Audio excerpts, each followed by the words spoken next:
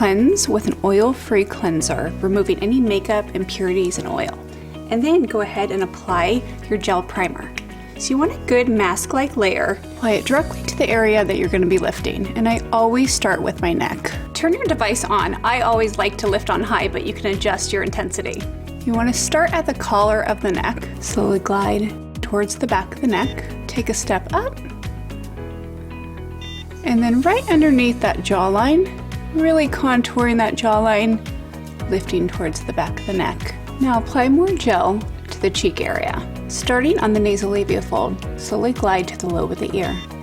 Taking a step up, slowly glide towards the middle of the ear, and then one more skirting that orbital rim up to the top of the ear.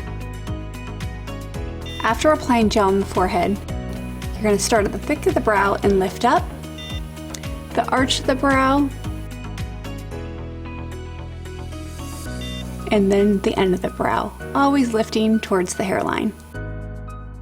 So I finished lifting half of my face. Look at the pop of my cheekbone compared to here. Look at the corner of my lip compared to here. Now let's go ahead and lift the other side. Always lift just half the face first so you can really see the results. Always glide slowly and always glide in an upward motion.